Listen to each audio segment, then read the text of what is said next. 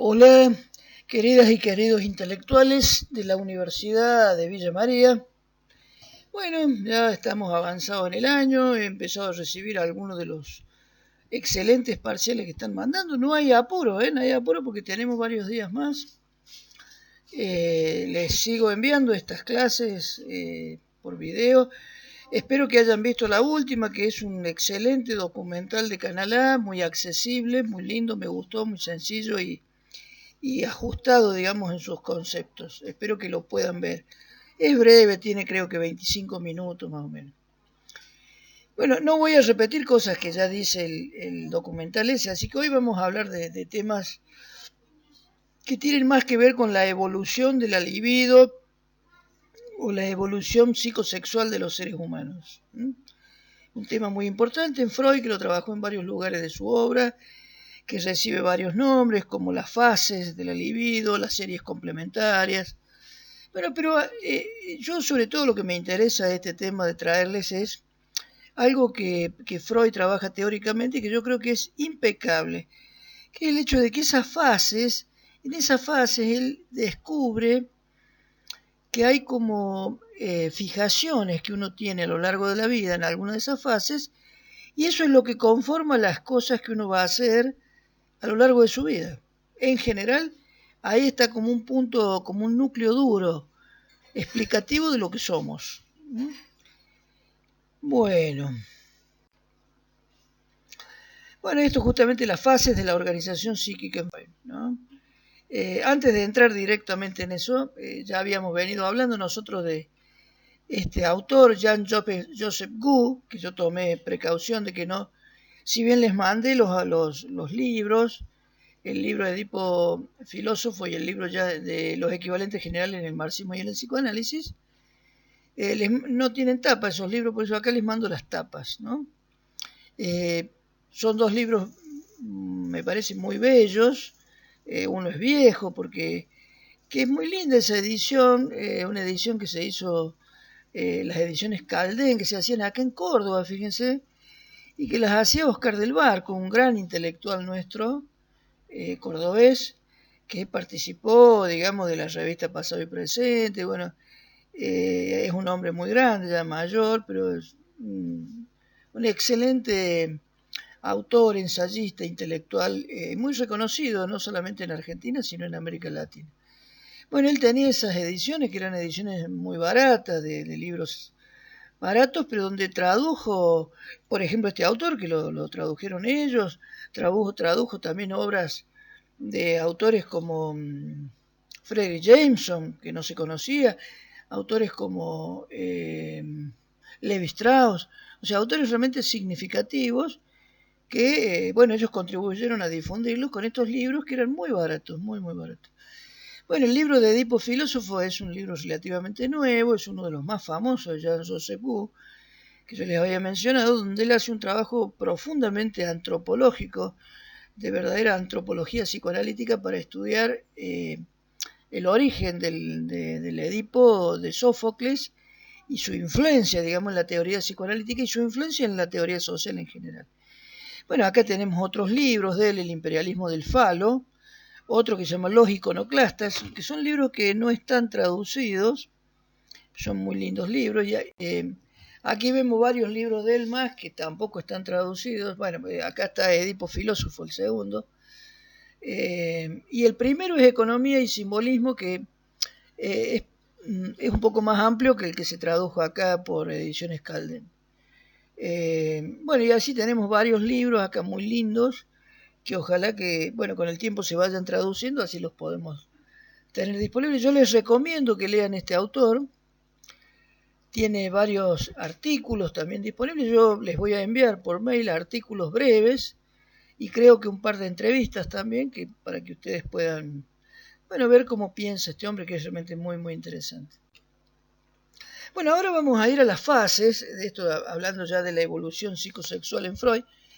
Él imaginó, no solamente por su trabajo clínico, por sus observaciones con niños, sino por todo lo que les relataban sus discípulos, porque en realidad eso tienen que pensar ustedes, que la obra de Freud no es una obra de él, sino de muchos de sus discípulos que le aportaron, incluso muchos de sus discípulos sacaron libros, ¿no?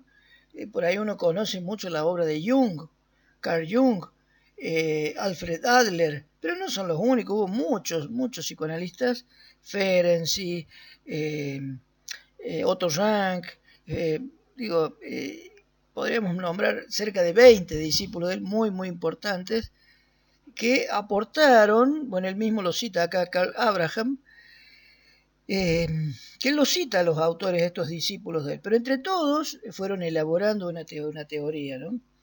Bueno, y había que explicar cómo un niño que nace, un bebé, y no sabe ni hablar, que no entiende las palabras de cero, cómo se construye, digamos, en ser humano. O sea, cómo se construye su mente. Que esa era un poco la incógnita del psicoanálisis, y el psicoanálisis da una gran importancia a la primera infancia porque lo que pasa ahí es significativo para el resto de la vida, ¿no? Bueno, la fase oral es la primera. El placer sexual está ligado entonces predominantemente a la excitación de la cavidad bucal y de los labios, que acompaña a la alimentación. Pero esto es obvio porque el bebé nace y, bueno, chupa la teta y, bueno, justamente está sumamente sensibilizada la cavidad bucal, ¿no? La actividad de nutrición proporciona las significaciones electivas mediante las cuales se expresa y se organiza la relación de objeto. ¿Qué es la relación de objeto? Es la relación con los objetos, con los objetos del mundo. Que esos objetos lentamente van pasando a ser sujetos. El primero de esos objetos es mi mamá, pero después están todos los otros objetos que yo voy conociendo en el mundo. Así se le llamaba en la teoría psicoanalítica esta relación con objetos. Bueno, la relación de amor con la madre se hallará marcada por las significaciones, dos puntos, comer, ser comido. Abraham propuso subdividir esta fase atendiendo a dos actividades distintas. La succión, que sería la fase oral precoz, y la mordedura, que es la fase oral sádica. Bueno, acá tenemos dos cuadros extraordinarios de donde Rubens, en el año 1635, y Goya, el pintor, Rubens, un pintor holandés, y Goya, un pintor español, que en el año 1820, ambos pintan parte de un mito de la mitología romana de Saturno que come a sus hijos. Bueno, toda una historia de Saturno, vemos que vomita a los hijos y de ahí nacen un montón de dioses. Bueno, la cuestión que él había tenido como una especie de pronóstico de que alguno de esos hijos, una predestinación que alguno de esos hijos lo iba a matar, lo iba a destituir. Entonces él, acá lo vemos comiendo a uno de sus hijos, que es algo terriblemente caníbal, ¿no? Comer a otro ser humano. Pero nosotros, los seres humanos, tenemos muchas prácticas caníbales. Incluso fíjense ustedes, hasta tenemos una que en la misma religión católica, que está en la misma liturgia de la misa, que dice el cura que da la ceremonia, cuando toma la copa de vino, dice, tomad y comed todos de él. O sea, tomad, esta es la sangre de Cristo, este es el cuerpo de Cristo. La sangre es el vino y el cuerpo es el pan, que antiguamente se repartía pan y todos comían, ahora es la hostia. Ese ejemplo simplemente para mostrarles que las prácticas caníbales, no las prácticas antropofágicas, que es alimentarse del ser humano, sino las prácticas caníbales, esto de incorporar algo de otra persona que me da vida. Fíjense que la medicina hace esto permanentemente con los trasplantes. Con los trasplantes uno está incorporando partes de cuerpos de otras personas, desde una córnea, un riñón, un corazón.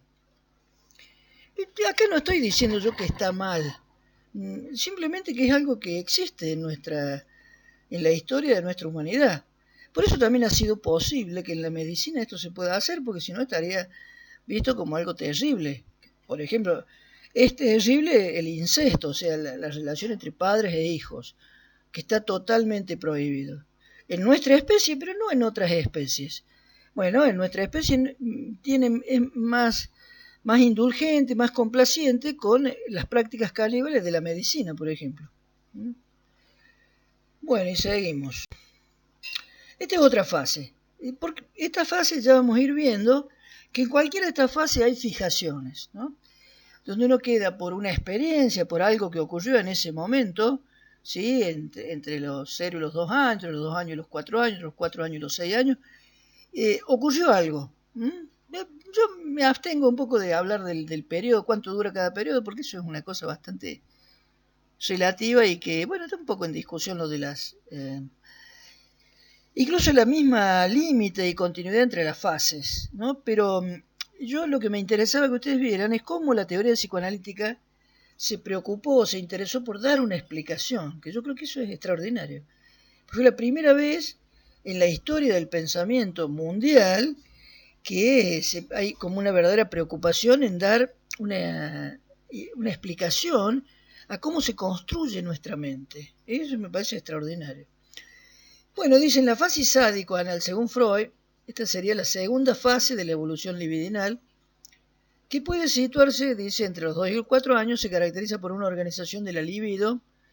La libido es la energía vital, la energía erótica, la energía de vida. Organización de la libido bajo la primacía de la zona erógena anal. La relación de objetos está impregnada de significaciones ligadas a la función de defecación, expulsión, retención y al valor simbólico de las heces. En ella se ve afirmarse el sadomasoquismo en relación con el desarrollo del dominio muscular. Acá ya vemos una de las cosas posibles, pero también puede ser posible con la retención. La retención, digamos, puede ser no solamente tener que ver con una constipación, sino también que tiene que ver con la acumulación de dinero. La acumulación de dinero es algo retentivo. Vamos a ver algo más de eso. Bueno, la fase fálica, esta tercera fase, ¿no es cierto?, de organización de la libido, que sigue a las orales y a la anal, se caracteriza por una unificación de las pulsiones parciales bajo la primacía de los órganos genitales. Pero a diferencia de la organización genital, puberal, el niño y la niña no reconocen en esta fase más que un solo órgano genital, el masculino, o sea, tenés o no tenés pito. Y la oposición de los sexos equivale a la oposición fálico-castrado. La fase fálico corresponde al momento culminante y a la declinación del complejo de Edipo. En ella predomina el complejo de castración. Bueno, justamente porque uno se identifica como teniendo o no teniendo pito, y bueno, el riesgo de la castración, justamente. Y la castración tiene que ver con la amenaza de cumplimiento de la ley. O sea, si no cumplís la ley, el riesgo es la castración. Bueno, esta es la genital. Es la organización de las pulsiones parciales bajo la primacía de las zonas genitales, propiamente dicho. 2 tiempos, separados por un periodo de latencia, esto después se discutió un poco más, ¿no? Pero la fase fálica, organización genital infantil, y la organización genital propiamente dicha, que se instaura en la pubertad y queda para siempre, digamos, en el mundo de los adultos. Algunos autores reservan el término organización genital directamente para designar este último tiempo, incluyendo la fase fálica en las organizaciones pregenitales. La anterior estaría en las pregenitales y esta, digamos, sería genital directamente. Bueno, acá venía lo que yo les decía, lo de la fijación, que es lo que nos interesa. A mí particularmente me interesa que veamos este concepto como un concepto, como un método de pensamiento teórico, de abordaje teórico, muy, muy importante. Dice, la fijación hace que la libido, esta energía sexual, se una fuertemente a personas o a imagos y reproduzca un determinado modo de satisfacción, que permanezca organizada según la estructura característica de una de sus fases evolutivas. Queda fijada en una. Recordemos que estas fases son fases evolutivas. Se supone que las personas tenemos que ir evolucionando en esta fase, de la fase oral, la fase anal, la fase fálica y la fase genital, hasta llegar a la genital, sería la última. Tenemos que ir evolucionando. Bueno, la fijación es que no se evolucionó, sino que quedamos, en alguna de esas una parte nuestra quedó. Uso un ejemplo, Freud, muy lindo, que es el de una migración. Hoy que está tan de moda esto de las migraciones, obligada a las personas a la migración. En una migración que va desde una zona hasta otra que queda distante, tal vez hay un grupo que queda en alguno de los pueblos. Y por distintos motivos, agotamiento, falta de alimento, lo que fuera, se queda ahí y el resto sigue, ¿sí? Pero después el resto vuelve, porque los vuelve a buscar. Bueno, esa zona, ese pueblo donde volvieron, donde se quedó un grupo y los demás vuelven, eso sería como un concepto de la fijación, ¿sí? De volver, de quedarse fijado en algo que no debió haber sido, que debió haber continuado. Sin embargo, no se pudo continuar y se quedó ahí. ¿De acuerdo? ¿Dónde se continúa y de qué forma? Digo, si lo que se queda fijado es todo o es una parte, será lo que va a ocurrir con nuestra mente. ¿Sí? Si quedó fijado totalmente y toda la población, que los que habían llegado a destino vuelven, entonces quedó fijado en alguna de las fases anteriores, oral, anal o fálica. Bueno, podemos pensar que hay algo de esa persona que es diferente. Por ejemplo, una elección de objeto sexual diferente, ¿sí? Que no es la heterosexual, sino otra. Puede ser miles, infinitas, las elecciones sexuales, ¿sí? Pero no es la heterosexual. Que es la heterosexual es cuando el pueblo llega a destino, porque la genital es la fase justamente que tiene sentido para la reproducción. Bien. Bueno, dice, la fijación puede ser manifiesta y actual o constituir una virtualidad prevalente que abre al sujeto el camino hacia una regresión, que es de lo que venimos hablando. Justamente eso de volver, que el pueblo que vuelve.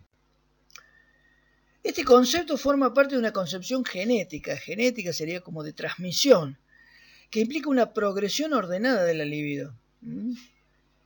Pero donde en esa progresión hay una fijación a una fase. Pero aparte de toda referencia genética, también se habla de la fijación dentro de la teoría freudiana del inconsciente. O sea, una fijación del inconsciente para designar el modo de inscripción de ciertos contenidos representativos, experiencias, fantasías, que persisten en el inconsciente en forma inalterada y a los cuales permanece ligada la pulsión. Yo me acuerdo cuando daba las clases en forma presencial, cuando yo llegaba les decía, bueno, ¿y qué es el inconsciente? Todos los días les decía lo mismo. Que la frase es, ¿qué hay en el inconsciente? Deseos sexuales infantiles reprimidos, que es un poco la conformación neurótica del inconsciente, no así en la psicosis o en otras formas de elección de objeto, pero la neurosis es la gran mayoría de la conformación del psiquismo. Entonces yo les decía, y bueno, y todos me tenían que decir como una frase central, y además yo creo eso, es una frase central en la teoría psicoanalítica. El inconsciente son deseos sexuales infantiles reprimidos. O sea que el inconsciente son deseos, básicamente. Pero no son deseos que se expresan así nomás, están reprimidos. No es que no salen, salen. Pero ¿cómo salen? Salen en la forma de un sueño, donde ese deseo se realiza, pero se realiza deformado. Salen en la forma de un lapsus, ¿sí? Me olvido de cosas, me equivoco al decir algo. En los actos fallidos quise hacer una cosa y hago otra, dejo la llave en la heladera, ¿sí? O en la forma de los síntomas. Me tengo que lavar las manos 40 veces por día. Le tengo miedo a las hormigas. O no soporto el desorden, ¿sí? O para mí el sentido de mi vida es que me quieran, que me reconozcan. Digo, estoy esclavo de esos síntomas. Bueno, todo esto, los lapsos, los síntomas, los sueños, los actos fallidos, todas estas son formas en que esos deseos se expresan. Lo que decía Freud es como la vía regia al inconsciente. Entender eso, digamos, encontrarle un sentido al síntoma, al acto fallido, al lapsus, a los sueños. Encontrarle un sentido es como ir hacia el inconsciente. Ese sentido nos va a llevar al inconsciente. Es como un mapa para ir al inconsciente.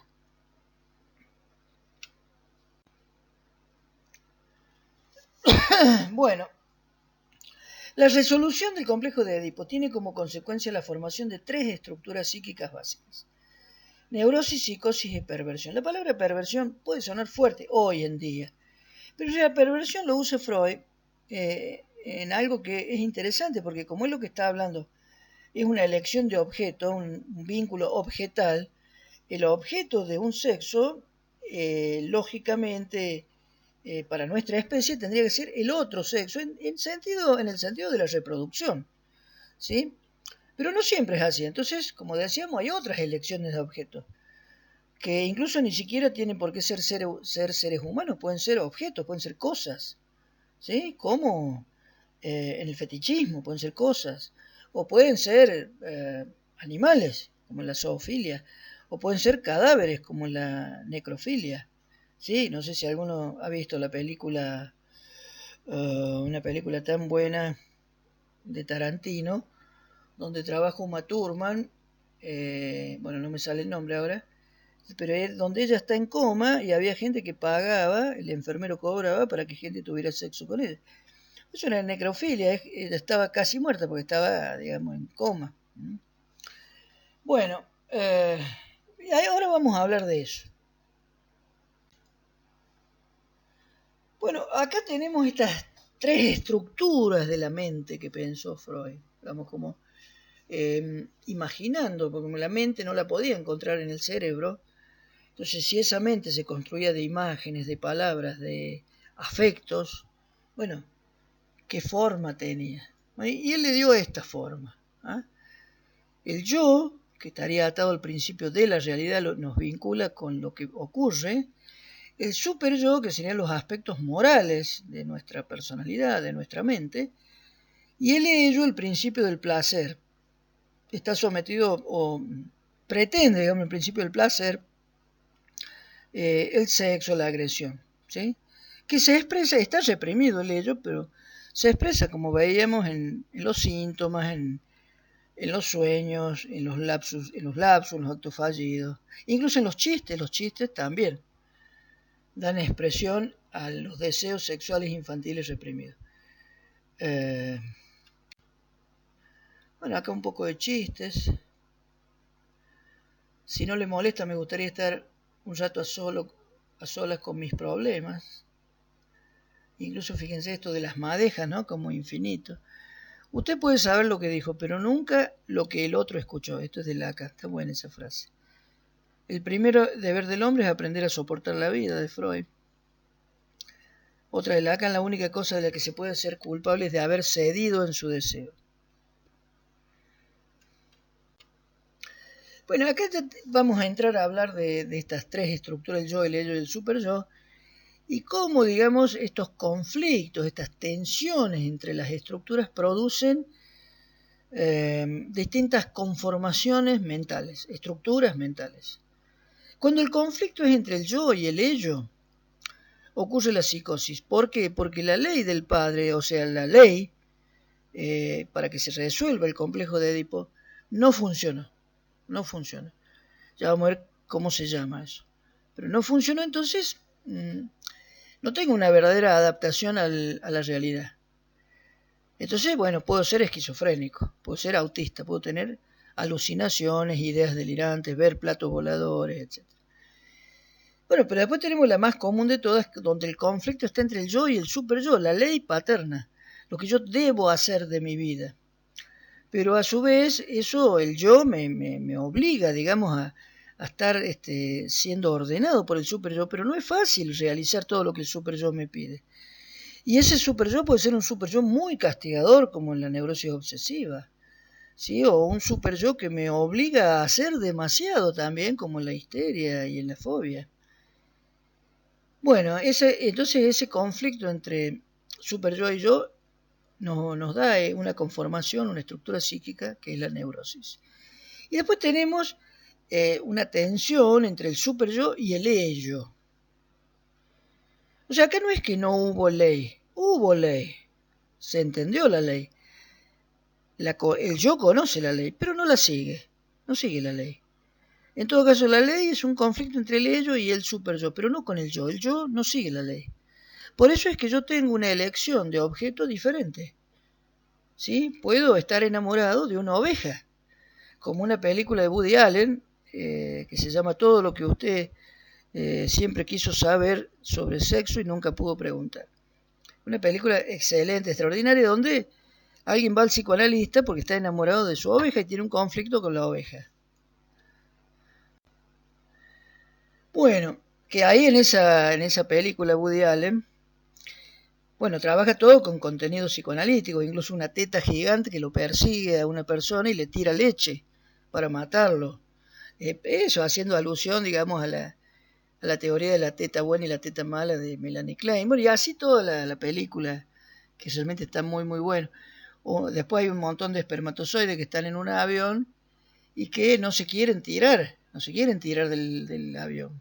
Eh, bueno, está bueno porque uno le dice, no, no, mirá, mirá, nos vamos a caer al piso, como diciendo que el hombre se está masturbando, no, no está teniendo la relación. Bueno, cosas así. Se las recomiendo todo lo que usted quiso saber sobre el sexo y nunca se animó a preguntar. De Woody Allen. Se la pueden bajar en internet fácilmente. La ven incluso en YouTube. Bueno, acá tenemos el ello, el yo y el super yo, ¿no? El ello, el principio del placer, el proceso primario y es inconsciente. Es el proceso primario de la mente. El yo, el principio de realidad, está en contacto con el mundo externo y tiene la función de mediar entre el ello, el super yo y la realidad. Eso hace el yo. El super yo. Bueno, el super yo es el resultado de la incorporación en el yo de los mandatos paternos, la ley. Representa las restricciones morales y los impulsos hacia la perfección. Aparece después de la elaboración del complejo de Edipo, porque para nosotros tener una mente que funcione, tenemos que resolver el complejo de Edipo de alguna manera. Esto de que mi mamá no es mía y que mi padre me quiere imponer la ley, bueno, lo tengo que resolver. O lo acepto o no lo acepto, o lo odio a mi padre, pero acepto, o, bueno, no lo acepto, pero lo oculto, pero algo tengo que hacer.